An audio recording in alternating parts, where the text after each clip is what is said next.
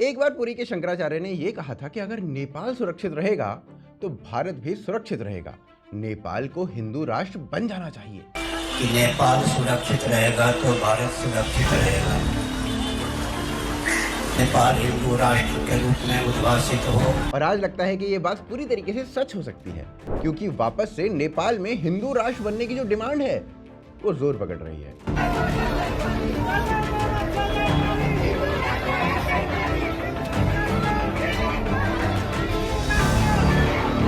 और इस डिमांड के लिए मनीषा कोइराला जैसी जो एक्ट्रेस हैं, बड़ी बड़ी एक्ट्रेस हैं, उन्होंने पहले भी हिंदू राष्ट्र के लिए आवाज उठाई है। हामी हिंदू राष्ट्र थियौं र एकमात्र हिंदू राष्ट्र हाम्रो एउटा राम्रो पहिचान के थियो भने हामी हिंदू राष्ट्र थियौं। आज धीरे धीरे हिंदू राष्ट्र नेपाल में एक मूवमेंट का रूप ले रहा है।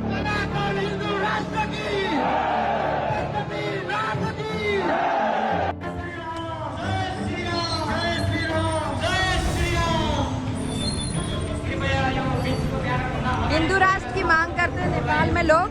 पिछले कुछ सालों में नेपाल में हिंदू राष्ट्र के सपोर्ट में रैलीज और प्रोटेस्ट तेजी से बढ़ रहे हैं। नेपाल की बड़ी बड़ी पॉलिटिकल और रिलीजियस पर्सनालिटीज भी इस मूवमेंट को ओपनली सपोर्ट कर रही हैं और लोग हिंदू राष्ट्र बनाने की मांग कर रहे हैं। मैं आप लोग से निवेदन करना चाहता हूं, नेपाल में आज भी 81% हिंदू संख्या है, 93% ओंकार परिवार संख्या है। तो पहले सब मिल के हम लोग नेपाल को हिंदू राष्ट्र बनाएं। तो वहीं सोशल मीडिया पर भी नेपाल को वापस से हिंदू राष्ट्र बनाने की मांग उठ चुकी है।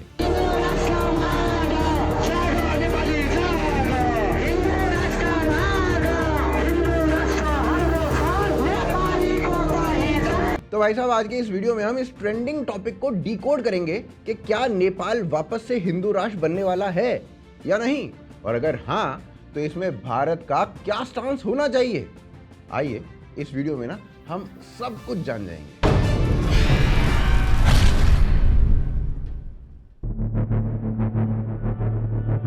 देखिए, आगे बढ़ने से पहले सबसे पहले हमें नेपाल की हिस्ट्री को समझना पड़ेगा। ये जानना जरूरी है कि एक टाइम पे नेपाल जो कि एक प्राउड हिंदू किंगडम था, पर फिर ये इंडिया जैसा सेक्युलर देश कैसे बन गया। वैसे तो नेपाल का इतिहास जो है वो बहुत पुराना है। सतयुग की बात करें तो यहाँ पर सूर्यवंश के राजा मनु का राज हुआ करता था और तब इस जगह को सत्यवती कहा जाता था। त्रेता युग में इसका नाम तपोवन रखा गया और द्वापर युग में मुक्ति सोपान यानी कि लैंड ऑफ साल्वेशन बोला गया, और अब कलयुग में इसे नेपाल के नाम से जानते हैं हम। अब नेपाल की एक इंटरेस्टिंग ओरिजिन स्टोरी भी है। हजारों साल पहले जब सनातन धर्म दुनिया भर में फैला हुआ था, तब काठमांडू वैली में कई ऋषि मुनि रहते थे। उन्हीं ऋषि मुनियों में से एक ने नाम के ऋषि थे जो कि पाल सेरेमनीज करवाया करते थे, जो कि लोगों की रक्षा के लिए होती थी, और इसी वजह से इस जगह का नाम नेपाला पड़ गया, जो आगे चलकर नेपाल बन गया। पशुपति पुराण में भी ने ऋषि का जिक्र है और कहा जाता है कि उन्होंने प्राचीन वेदों में से एक लिखा था। हमेशा से ही अपने ज्योग्राफिकल लोकेशन के कारण नेपाल स्पिरिचुअलिटी और हिंदुइज्म का एक इंपॉर्टेंट सेंटर रहा है। महान ऋषि जैसे कि कण्व, विश्वामित्र, अगस्त्य, वाल्मीकि यहाँ पर आकर तपस्या करते थे। रामायण और महाभारत में भी नेपाल का जिक्र है और माना जाता है कि वेद व्यास का जन्म नेपाल में ही हुआ था। जनकपुर जो माता सीता का जन्म स्थान है वो भी नेपाल में ही है, और इसी वजह से कहा जाता है कि नेपाल भारत का मायका है, क्योंकि भगवान राम की अयोध्या भारत में है और सीता जी की जन्मभूमि नेपाल में। देखिए, 18वीं सेंचुरी से पहले नेपाल कभी एक सिंगल किंगडम नहीं था। ये अलग अलग राज्यों में बटा हुआ था, जैसे कि 22 राज्य यानी कि 22 राज्य है, 24 राज्य यानी कि 24 किंगडम्स। गोपाल, अहीर, कीरत, लिच्छवी, माला और शाह डायनेस्टीज तब नेपाल के इन अलग अलग किंगडम्स पर रूल किया करती थी। ये किंगडम्स आपस में लड़ते रहते थे, जिसकी वजह से तिब्बत, चाइना और ब्रिटिश इंडिया के आक्रमणों से ये असुरक्षित हो गए थे। तभी गोरखा राजा पृथ्वी नारायण शाह ने इन सभी किंगडम्स को यूनिफाई करके नेपाल को एक हिंदू राष्ट्र बनाने के बारे में सोच लिया। पृथ्वी नारायण शाह का मानना था कि नेपाल हिंदू आइडेंटिटी का अंतिम गढ़ है और इसे बचाना जरूरी है, क्योंकि बाकी जगह हिंदू आइडेंटिटी को लगभग या तो समाप्त कर दिया गया है या फिर करप्ट कर दिया गया है। उन्होंने 1768 यानी कि 1768 में मल्ल राज्यों को हराया, काठमांडू पर कब्जा किया और फिर पतन और भक्तपुर भी जीत लिया। 25 सितंबर 1768 को उन्होंने किंगडम ऑफ नेपाल घोषित किया और अपनी राजधानी गोरखा से काठमांडू शिफ्ट कर दी। उन्होंने नेपाल को असली हिंदुस्तान यानी कि रियल लैंड ऑफ हिंदूज कहा था। उन्होंने नेपाल की हिंदू आइडेंटिटी को मेंटेन रखने के लिए स्ट्रॉन्ग स्टेप्स लिए थे। उस समय नेपाल में मिशनरीज धड़ल्ले से लोगों का जबरन धर्म परिवर्तन कर रहे थे। इस कारण शाह ने क्रिश्चियन मिशनरीज को देश से निकाल दिया और ब्रिटिशर्स के फॉरेन ट्रेड पर भी रिस्ट्रिक्शंस लगा दिए। नेपाल का पूरा गवर्नेंस हिंदू सिद्धांतों पर बेस्ड था। उन्होंने कई मंदिर बनवाए जैसे कि गोरखा कालिका टेम्पल या फिर बाघ भैरव टेम्पल। मंदिरों को राज्य का सपोर्ट मिलता था, पंडित और गुरुकुल्स को सम्मान और फंडिंग मिलती थी और कानून हिंदू शास्त्रों के बेस पर चलते थे। पृथ्वी नारायण शाह के बाद भी नेपाल हिंदू देश बना रहा। 19th सेंचुरी तक नेपाल की हिंदू आइडेंटिटी को बचाकर रखा गया। ब्रिटिश इंडिया बार बार नेपाल पर प्रेशर बना रहा था, जिसके चलते 1814 से लेकर 1816 तक एंग्लो नेपालीज वॉर और 1857 के संग्राम हुए। पर फाइनली ब्रिटिशर्स ने नेपाल को एक इंडिपेंडेंट बफर स्टेट मान लिया जो चाइना और ब्रिटिश इंडिया के बीच में था। फिर इसके बाद 1846 में कोत हत्याकांड होता है, जिसमें जनरल जंग बहादुर राणा और उनके भाइयों ने बहुत सारे हाई रैंकिंग ऑफिशियल्स मार डाले और इसके बाद राणा वंश की शुरुआत होती है। लेकिन हिंदू आइडेंटिटी तब भी बनी रहती है। जंग बहादुर राणा ने मुल्की आइन पास किया था 1854 में, जो कि एक हिंदू लॉ कोड था और वर्ण व्यवस्था पर बेस्ड था। राणा वंश ने नेपाल को हिंदू राज्य बनाए रखा, लेकिन धीरे धीरे राणा राजवंश में नेपाल में ऑटोक्रेसी बढ़ने लगी। यह स्थिति 1951 तक बनी रही, जिसके बाद राजा त्रिभुवन के नेतृत्व में एक क्रांति होती है, जिसके बाद राणा राजवंश को हटा के राजा त्रिभुवन राजा बन जाते हैं। और ये जो त्रिभुवन थे ना, ये वही राजा थे जो एक समय पर नेपाल को भारत का हिस्सा बनाना चाहते थे, लेकिन नेहरू ने इस प्रस्ताव को बस इसलिए ठुकरा दिया था क्योंकि उन्हें लगा था कि नेपाल को अपने में मिलाकर उनकी इमेज पर असर पड़ेगा।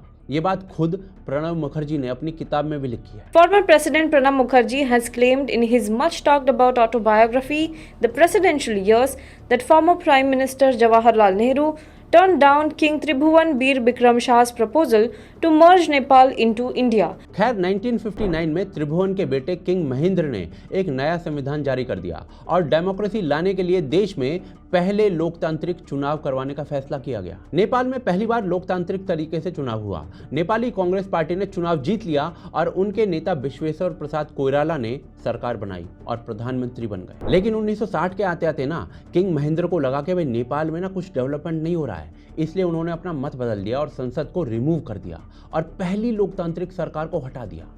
कैसा मूड स्विंग था भाई। राजा वीरेंद्र ने नए नए रूल्स बनाए और एक नई तरीके की सरकार स्टार्ट की, जिसमें प्राइम मिनिस्टर का चयन तो होगा पर राजा भी अपनी जगह पर बना रहेगा। यह सेम वैसा ही था जैसा कि इंग्लैंड में होता है। मई 1991 में नेपाल में पहली बार वोट देने वाले इलेक्शंस हुए, पर माओवादी ताकतों को यह मंजूर नहीं था। उन्होंने 1996 में नेपाल में माओविस्ट उग्रवादी आंदोलन शुरू कर दिया, जिसमें कहा गया कि वो राजा को हटा के ही मानेंगे और नेपाल को कम्युनिस्ट सेक्युलर देश बनाकर रहेंगे। उस समय तक नेपाल सिविल वॉर जैसी स्थिति में चला गया था। नेपाल में इंस्टेबिलिटी बढ़ने लगी थी, जिस सब के कारण 2001 में क्राउन प्रिंस दीपेंद्र ने अपनी फैमिली के 9 मेंबर्स के साथ खुद को मार लिया। If Nepal's royal family is to be believed, 30-year-old Dipendra, then crown prince, had in one cruel stroke eliminated the king, the queen, his younger brother and at least 7 other members of his own family. इस घटना से पूरा Nepal shock में था। उनके परिवार का कोई नहीं बचा था, सिर्फ किंग वीरेंद्र के भाई ज्ञानेंद्र और उनका परिवार बचा था। इसी कारण इसके बाद ज्ञानेंद्र नए राजा बने। शुरू में ज्ञानेंद्र जो नई गवर्नमेंट चुनी गई थी ना, उसी के साथ काम कर रहे थे, लेकिन थोड़े टाइम बाद उन्होंने पार्लियामेंट को बंद कर दिया और खुद पूरी पावर ले ली।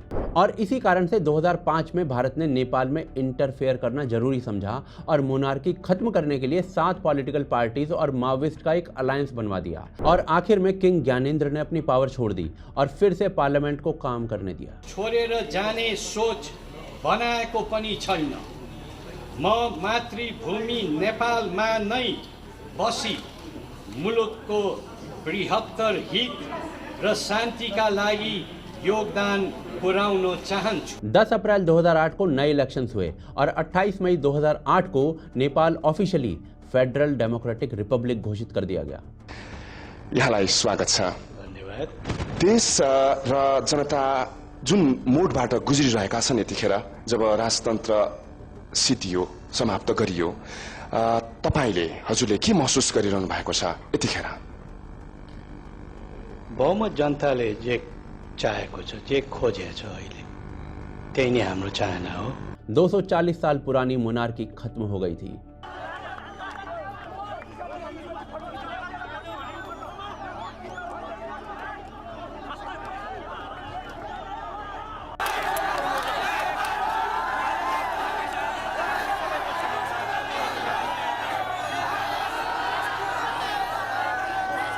इसके कई साल बाद तक नेपाल इंस्टेबिलिटी के दौर से गुजरा, पर फाइनली 20 सितंबर 2015 को नेपाल का नया संविधान लागू कर दिया गया। पर सरप्राइजिंगली इस संविधान में नेपाल को हिंदू राष्ट्र बनाने की बजाय एक सेक्युलर नेशन घोषित कर दिया गया था। इस सब पर बीजेपी के कई नेताओं ने बाकायदा नेपाल से रिक्वेस्ट की थी कि वो नेपाल की हिंदू आइडेंटिटी को चेंज ना करें। इनफैक्ट खुद योगी आदित्यनाथ ने नेपाल को हिंदू राष्ट्र रहने की बात कही थी, पर इसका ना भाई कुछ असर नहीं हुआ। इससे खुद नेपाल की मेजॉरिटी पॉपुलेशन भी शॉक में थी, क्योंकि उस समय तक नेपाल इकलौता हिंदू राष्ट्र बचा था, वो भी अब सेक्युलर स्टेट बन जाएगा। नेपाल के लोगों ने भी यही सोचा था, पर रियलिटी ये है कि डेमोक्रेसी आने के बाद सिस्टमैटिकली नेपाल की हिंदू आइडेंटिटी को खत्म करने के कई प्रयास होने लगे और वो लोग इसमें सफल भी हो रहे थे। कैसे नेपाल की हिंदू आइडेंटिटी को इरेज किया गया धीरे धीरे, वो आगे देखते हैं। नेपाल के अपने आप को हिंदू आइडेंटिटी से हटाने से ना अनेक नेपाली हिंदू नाराज हुए, पर कहीं ना कहीं उन्हें यह उम्मीद थी कि सेक्युलरिज्म के आने से नेपाल तेजी से विकसित होगा, तो इसलिए वो चुप रहे। लेकिन ये उम्मीद भी 1995 वाले स्कैम की तरह एक बड़ा धोखा साबित हुई। 2008 के बाद से नेपाल का डाउनफॉल बुरी तरीके से स्टार्ट हो गया, क्योंकि जब से डेमोक्रेसी आई है तब से वहाँ 10 बार सरकार बदल चुकी है और एक भी गवर्नमेंट अपना 5 साल का टर्म कंप्लीट नहीं कर पाई है। ऐसा पता है कहाँ होता है? ऐसा होता है पाकिस्तान में। और पाकिस्तान के क्या हाल है वो तो आपको पता ही होगा, हमें ज़्यादा बताने की आवश्यकता है नहीं। आज नेपाल में ऐसी सिचुएशन है कि हर पार्टी, चाहे वो रूलिंग हो या ऑपोजिशन हो, केवल और केवल पावर के पीछे भाग रही है, डेवलपमेंट के नहीं। अलायंस बनाना और पावर में रहना और पावर में रहने की कोशिश करना, बस यही उनकी पॉलिटिक्स का सेंटर बन चुका है। पॉलिटिकल इंस्टेबिलिटी तो है ही, पर करप्शन भी अपने चरम पर पहुंच चुका है। एक प्रोमिनेंट नेपाली न्यूज आउटलेट के अनुसार नेपाल में एक कॉमन परसेप्शन बन चुका है कि गवर्नमेंट की सिक्योरिटी एजेंसी से लेकर जुडिशरी सब करप्ट है। काठमांडू यूनिवर्सिटी ने एक सर्वे किया और सर्वे में ये सामने आया कि हर छोटी बड़ी चीज के लिए ना यहाँ ब्राइब देनी ही पड़ेगी। और रीसेंट स्कैम्स ने तो इस करप्शन को और एक्सपोज कर दिया है। 2019 में ना एक स्कैम सामने आया जिसमें land brokers, land revenue officials और मिनिस्टर्स, इन तीनों ने मिलके गवर्नमेंट की लैंड को सीक्रेटली सस्ते रेट्स पर बेच दिया। 2020 में नेपाल के कम्युनिकेशन मिनिस्टर का ना ऑडियो टेप वायरल हो गया और उसमें वो सीधे सीधे कॉन्ट्रैक्ट अलॉट करने के बदले करोड़ों रुपए मांग रहे थे। और फिर 2022 में फिनेंस मिनिस्टर पर एलिगेशन ये लगे कि सिर्फ 2 लोगों के कहने पर उन्होंने पूरे देश के इनकम टैक्स रेट्स को चेंज कर दिया। और सबसे शॉकिंग बात पता है क्या है? सबसे शॉकिंग बात ये है कि सारे एविडेंसेस यूं भरे पड़े हैं और फिर भी किसी पर कोई एक्शन नहीं लिया जा रहा। हालात इतने खराब है कि ऐसे रैम्पेंट करप्शन के कारण आज FATF नेपाल को ग्रे लिस्ट में डालने की धमकी दे रही है, जहां पर पाकिस्तान है। इस रैम्पेंट करप्शन का और मिसमैनेजमेंट का डायरेक्ट इम्पैक्ट नेपाल की इकोनॉमी पर पड़ रहा है और जब से मोनार्की हटी है तब से नेपाल की GDP गिरती ही जा रही है। देश हैवी ट्रेड डेफिसिट में चल रहा है, इन्फ्लेशन रेट भी डेंजरसली हाई हो चुका है, नेपाली रुपया भी गिरे ही जा रहा है। नेपाल की कई इंडस्ट्रीज आज बंद हो चुकी हैं या लॉस में जा रही हैं। आप सीमेंट इंडस्ट्रीज की अगर बात करो तो 30% लॉस में चल रही है भाई साहब। पॉलिटिकल इंस्टेबिलिटी नेपाल के लिए आज एक बड़ा कंसर्न बन चुका है। Judiciary, bureaucracy, president office, police, civil society, ये सब विजिबली पार्टिजन है। सुप्रीम कोर्ट का भी वही हाल है, जहां जज ही चीफ जस्टिस के खिलाफ गैंग बनाकर उनका इस्तीफा मांग रहे हैं। ब्यूरोक्रेसी डीपली पॉलिटिसाइज्ड और करप्ट है और ये सब कुछ मिलके ना गवर्नेंस को और इनएफिशिएंट बना रही हैं। कोविड-19 पेंडेमिक और 2015 के भूकंप के बाद नेपाल की एडमिनिस्ट्रेटिव मशीनरी की इनएफिशिएंसी पूरी तरीके से एक्सपोज हो चुकी है। इंफ्रास्ट्रक्चर और इकोनॉमिक ग्रोथ, इनका भी बहुत बुरा हाल है। काठमांडू वैली के बाहर फिजिकल इंफ्रास्ट्रक्चर, हेल्थ केयर और एजुकेशन फैसिलिटीज, इन सब की कमी है। और इस सब के अलावा सबसे अनफॉर्चुनेट जो है वो ये है कि सेक्युलर स्टेट डिक्लेयर होने के बाद नेपाल की हिंदू आइडेंटिटी को खत्म करने के कॉन्टिन्यूअस अटेम्प्ट्स किए जा रहे हैं। और इस सब का सबसे बड़ा प्रूफ जो है वो ये है कि foreign funded Christian missionary groups और इस्लामिक ऑर्गेनाइजेशंस, इनकी बढ़ती हुई एक्टिविटीज़ आप नेपाल में आराम से देख सकते हैं। नेपाल के गरीब समुदाय को फिनेंशियल इंसेंटिव्स देकर उनका धर्म बदला जा रहा है। यूएसए की एक रिपोर्ट बताती है कि नेपाल विश्व का सबसे तेजी से क्रिश्चियन पॉपुलेशन में बढ़ने वाला देश बन चुका है। यह डेमोग्राफिक लैंडस्केप को ड्रास्टिक तरीके से बदल रहा है और नेपाल की हिंदू आइडेंटिटी के लिए एक बहुत बड़ा थ्रेट बन चुका है। आज नेपाल में चर्चेस की संख्या तेजी से बढ़ रही है। नेशनल क्रिश्चियन कम्युनिटी सर्वे के मुताबिक नेपाल में अब 7,758 चर्चेस हैं, जो कि एक बहुत बड़ा नंबर है एक ऐसे स्टेट के लिए जिसकी मेजॉरिटी पॉपुलेशन हिंदू है।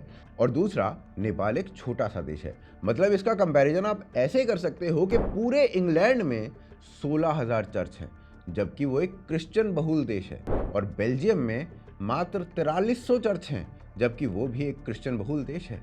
और नेपाल में 7,758। आपको ना कुछ आंकड़े देता हूँ, कुछ शॉक करने वाले आंकड़े। 1951 में नेपाल में कोई भी क्रिश्चियन नहीं था। फिर 1961 आया और यहाँ पर 450 क्रिश्चियन पाए गए, केवल 450 क्रिश्चियंस। और फिर 50 साल के बाद ये आंकड़ा 2011 में 3,76,000 पर पहुंच चुका। और फिर ये बढ़कर आज की डेट में 5,45,000 हो गया। मतलब 68% की ग्रोथ केवल कुछ सालों में।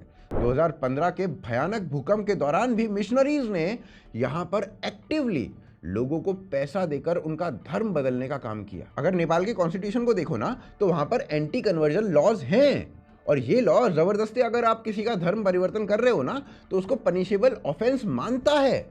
पर इन लॉज का एनफोर्समेंट जो है ना, वो कतई ठीक नहीं है। रिपोर्ट्स के अनुसार बहुत कम लोग इन लॉज के अंडर परसिक्यूटेड हुए हैं और रिलीजियस कन्वर्जन्स तो ओपनली चल ही रहे हैं, जैसा आप देख सकते हो। 2008 के बाद फॉरेन एनजीओज और फॉरेन फंडिंग जो है ना, वो नेपाल में नोटिसेबली इंक्रीज हुई है, जिसमें कई ऑर्गेनाइजेशंस नेपाल की हिंदू आइडेंटिटी को खत्म करने का प्रयास कर रहे हैं। और एक रीसेंट इन्वेस्टिगेशन के अनुसार ना, बाइडेन की जो एडमिनिस्ट्रेशन थी ना, उसने नेपाल में इन्वेस्टमेंट किया था ताकि हिंदू आइडेंटिटी को वीक किया जा सके और यहाँ पर एथिज्म को या फिर क्रिश्चियनिटी को प्रमोट किया जा सके। क्रिश्चियनिटी तो बढ़ी रही है, लेकिन साथ साथ इस्लामिक पॉपुलेशन भी रैपिडली बढ़ रही है। और खासकर तराई के जो रीजन है ना, वहां पर आज 4,000 से ज्यादा मदरसा खुल चुके हैं। एक समय में काठमांडू में मात्र एक मस्जिद हुआ करती थी, आज 12 से ज्यादा मस्जिदें वहां पर खुल चुकी हैं। नेपाल के एमपी अभिषेक प्रताप सिंह के अनुसार पिछले 20 सालों में नेपाल की मुस्लिम पॉपुलेशन 4.5% से बढ़कर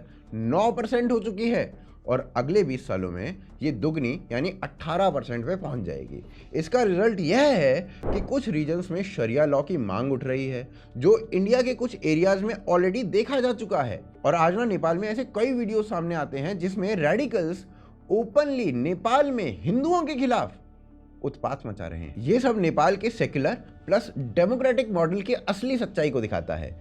इसी सब का रिजल्ट ये हुआ कि अब वापस से नेपाल में मांग उठने लगी है कि भाई पहले वाला नेपाल ही ठीक था। कम से कम नेपाल में पीस और स्टेबिलिटी तो थी, और भले ही स्लोली डेवलप करता हो, पर डेवलप तो करता था। ये सेक्युलर शब्द के आने के बाद तो नेपाल का डाउनफॉल ही डाउनफॉल शुरू हुआ है, और कुछ नहीं। अब आइए अगले चैप्टर में ये जानते हैं कि नेपाली जनता का इस पे रिएक्शन क्या रहा। देखिए, नेपाल की जनता ने सेक्युलरिज्म के नाम पर जो डाउनफॉल देखा है, उसके बाद उन्हें ये बात अच्छी तरीके से समझ आ चुकी है कि नेपाल का असली फायदा तभी है जब तक वो हिंदू राष्ट्र बना हुआ है। इसी वजह से पिछले कुछ सालों से हिंदू राष्ट्र की मांग एक बार फिर से जोर पकड़ रही है।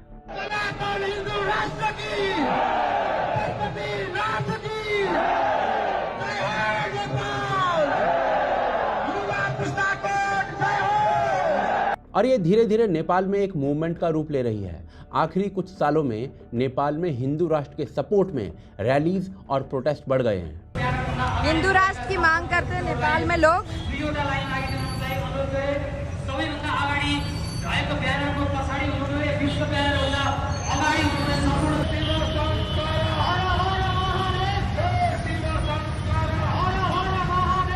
इनफैक्ट पिछले साल ही काठमांडू में एक बड़ा प्रोटेस्ट देखने को मिला था, जिसमें हजारों लोग शामिल हुए थे। दुर्गा प्रसाईज्यू लगायतका अन्य सम्पूर्ण राष्ट्रवादी साथीहरू हुनुहुन्छ। इससे पहले भी नेपाल के अलग अलग शहरों में लोग हिंदू राष्ट्र की मांग को लेकर सड़क पर उतर चुके हैं।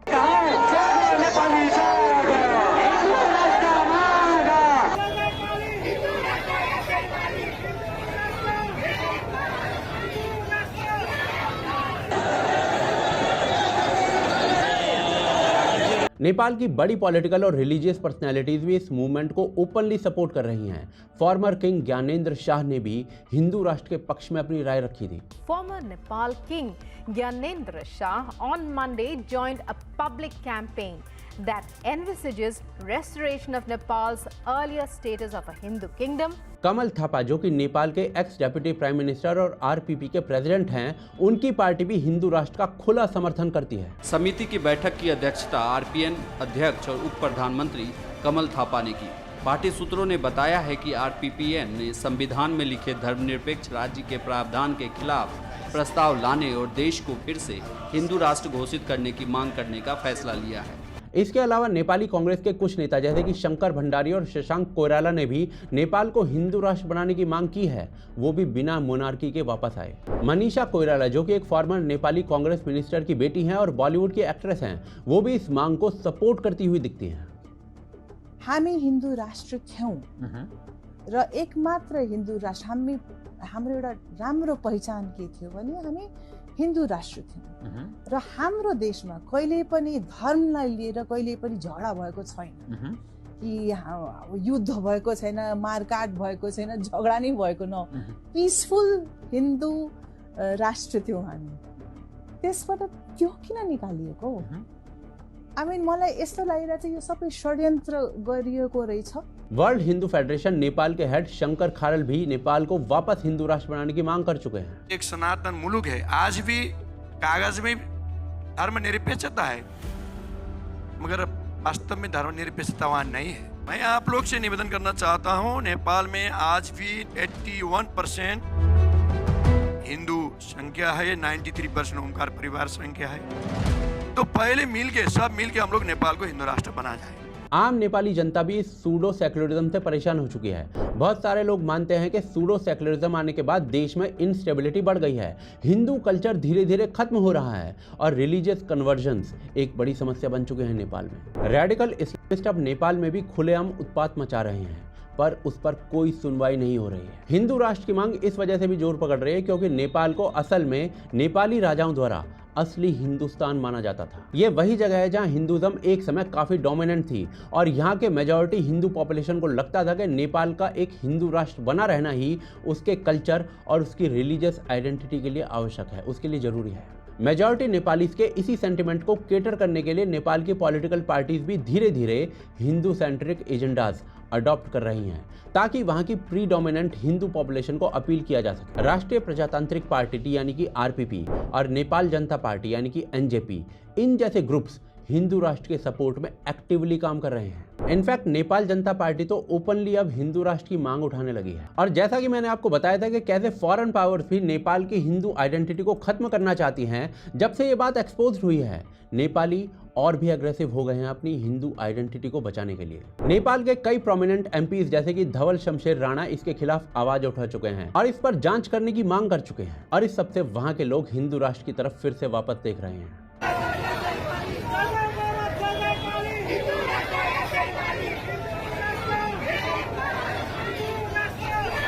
कई ऑर्गेनाइजेशंस डेली बेसिस पे हिंदू राष्ट्र के लिए मीटिंग्स कर रही हैं।